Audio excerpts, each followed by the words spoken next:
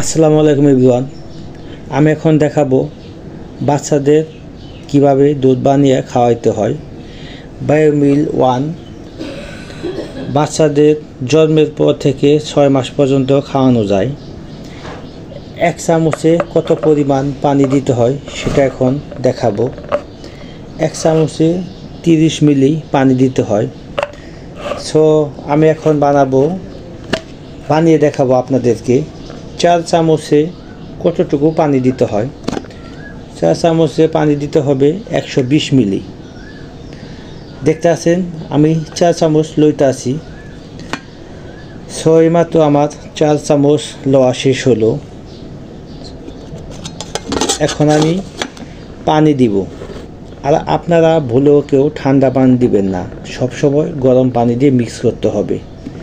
গরম পানি না দিলে ভালো করে দুধগুলো মিক্স হবে না। এখন আমি 120 মিলি পানি দিয়ে দিলাম। পানি দেওয়ার পরে এখন আমি ভালো করে একটু কাভার করে নিলাম। ভালো করে কাভার না করলে দুধ বাহিরে পড়ে যাবে, তার জন্য এখন আমি একটু শেকিং করে নিব। শেকিং করে আমি একটি পাত্রের মধ্যে ঠান্ডা পানিতে রেখে দিব 4 থেকে 5 মিনিট। 4-5 মিনিট রাখার পরে এই দুধগুলো খাওয়ানো হবে বাবুকে।